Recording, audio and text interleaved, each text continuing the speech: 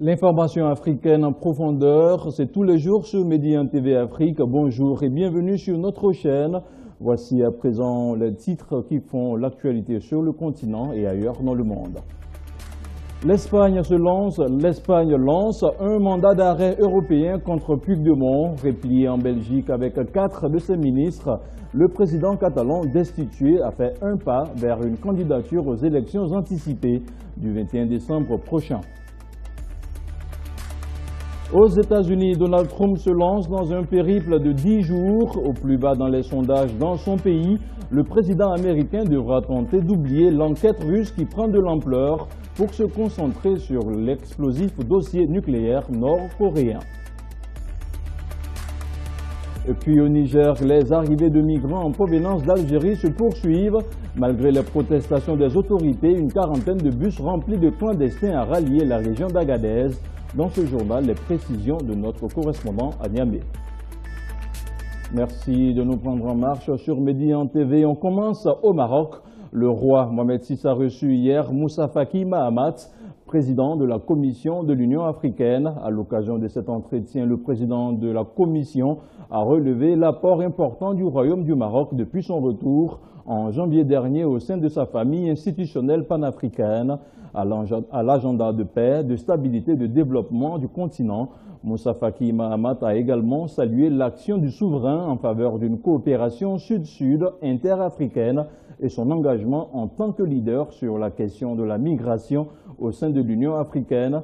L'entretien a aussi porté sur les défis multiples auxquels fait face le continent, sans oublier les opportunités à saisir pour installer l'Afrique sur la voie de l'émergence économique, du développement social et de la stabilité politique. Nous restons toujours au Maroc pour évoquer l'arrestation de 2 ressortissants hollandais originaires de la République dominicaine et du Suriname. Ils sont impliqués dans l'exécution du meurtre avec préméditation et de tentatives de meurtre ayant visé 3 victimes dans un café du quartier Hivernage à Marrakech. Ces arrestations font suite à la fusillade qui a éclaté dans le quartier, faisant 1 mort et 2 blessés. La coordination entreprise dans le cadre de la coopération sécuritaire internationale révèle que les mises en cause ont plusieurs antécédents judiciaires et des liens directs dans des affaires de trafic de drogue, kidnapping et séquestration d'otages, demande de rançon, vol armé et tentative de meurtre. La coordination sécuritaire internationale se poursuit toujours pour l'arrestation du commanditaire principal de ce crime qui a fait l'objet de mandats d'arrêt internationaux émis par le Maroc pour son implication dans le trafic international de drogue. Dans l'actualité hors du continent, l'Espagne a lancé ce vendredi un mandat d'arrêt européen contre Carles Puigdemont. Le président catalan destitué s'est exilé à Bruxelles cette semaine avant sa comparution en justice. Carles Puigdemont doit répondre de son rôle dans le projet séparatiste en Catalogne.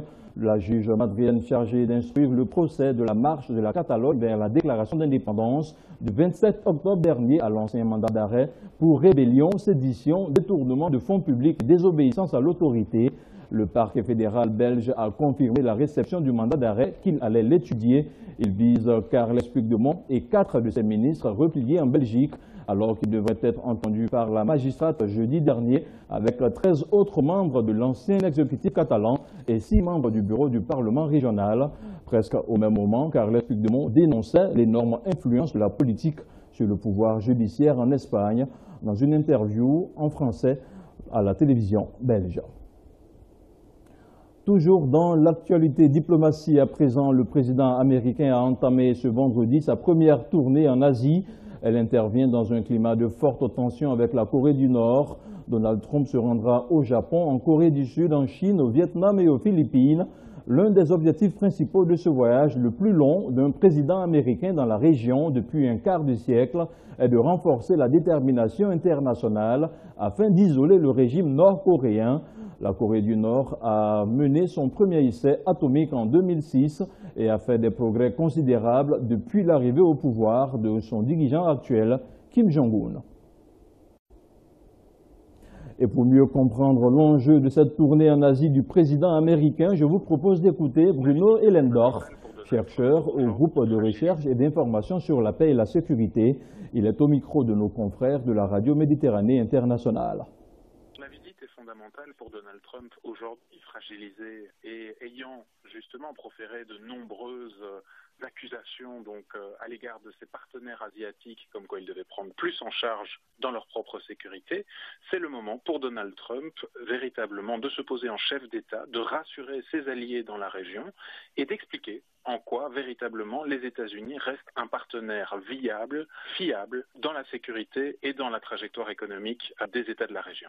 Et une première étape au Japon qui pense à reconstituer une force militaire pleine et entière. C'est en tout cas l'objectif que poursuit l'administration américaine depuis longtemps, donc pas seulement depuis l'arrivée au pouvoir de Donald Trump, c'est de pouvoir disposer des capacités d'un Japon qui soit plus assertif. De son côté, le Japon pourtant garde des barrières très fortes, institutionnalisées, à tout glissement trop radical vers ce qu'ils appellent la normalisation, c'est-à-dire la capacité pour eux de disposer de forces armées aux capacités offensives. Dans l'actualité en Côte d'Ivoire, le président de la République et le président de l'Assemblée nationale se sont enfin rencontrés hier au palais présidentiel à Abidjan. C'était ce vendredi en fin d'après-midi, indique un communiqué du palais présidentiel. La rencontre s'est tenue au lendemain de l'inauguration en grande pompe du barrage de Soubré. Cet entretien s'inscrit dans un contexte de brouille entre le Rassemblement des Républicains parti au pouvoir et ses alliés des ex-forces nouvelles, ex-rébellion armée dont Guillaume Soro est l'ancien secrétaire général. Ces brouilles se sont accentuées après l'arrestation de Souleymane Kamaraté, dit Soul Toussoul, chef de protocole du président de l'Assemblée nationale, à la suite de la découverte d'une cache d'armes de plus de 6 tonnes dans sa résidence lors d'une mutinerie à Boaké. Selon certaines sources, le rendez-vous entre le président Ouattara et Guillaume Soro a été minutieusement préparé par leurs collaborateurs respectifs. Des contacts directs ont eu lieu ces dernières semaines entre Guillaume Soro et Alassane Ouattara. Les deux hommes s'étaient téléphonés les 9 et 11 octobre dernier avant de se retrouver hier. Mais de leur rencontre, rien n'a filtré pour l'instant. Je vous le disais en titre, au Niger, les arrivées de migrants en provenance d'Algérie se poursuivent malgré les protestations des autorités. Cette semaine, c'est une quarantaine de bus remplis de clandestins qui a rallié la région d'Agadez.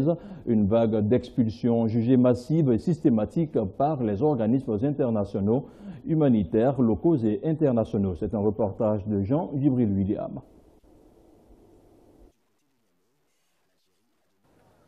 C'est une nouvelle expulsion qui risque de faire grincer des dents du côté de Niamey.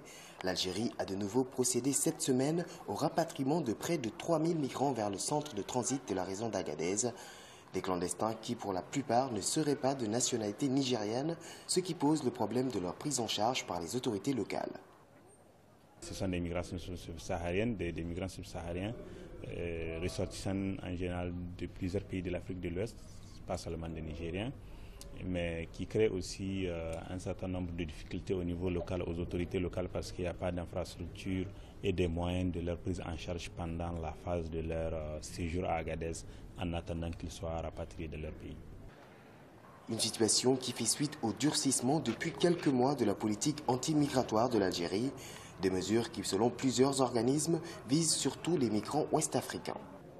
Ces opérations ne devaient pas se faire parce que l'expulsion collective des migrants est interdite par un État quel qu'il soit. L'Algérie est parfois très stricte par rapport à cette question-là. Et même si on vous prend dans le pays sans autorisation de séjour et que vous travaillez, vous allez directement en prison. Donc le rapatriement, c'est même l'opération la moins grave parmi les décisions qui sont prises, consistant à ramener les gens, notamment les subsahariens. Et il faut savoir que c'est les subsahariens qui sont les principales victimes de cette opération de rapatriement. Plus de 18 000 ressortissants nigériens ont été rapatriés d'Algérie depuis 2014 en accord avec Niamey. Des convois qui, depuis le mois de septembre, incluent désormais plusieurs migrants de nationalité étrangère. Selon les autorités locales, sur les 8 000 clandestins renvoyés à Agadez depuis 2 mois, seuls 2 500 seraient nigériens. Et puis la force africaine du G5 Sahel qui doit lutter contre le terrorisme dans cette zone désertique a débuté cette semaine. Sa première opération dans le sud-est du Mali, près du Niger et du Burkina Faso. Grâce à cette force africaine dont la mission est de lutter contre le terrorisme dans cette zone désertique, Les militaires peuvent désormais s'affranchir des frontières. Le commandement de la force G5 Sahel est basé à Sébaré, dans le centre du Mali. Le contingent devrait atteindre sa pleine capacité de 5 000 hommes répartis en 7 bataillons d'ici mars et avril 2018. Restons toujours sur le continent. L'Afrique centrale a décidé de fusionner ses places boursières. En conséquence, celle de Libreville disparaît au profit de celle de Douala. La décision a été prise par les dirigeants de la CEMAC, réunis en sommet au Tchad. Elle met fin à une concurrence de plusieurs années dans la région. Ismaël Obiangze pour plus de détails.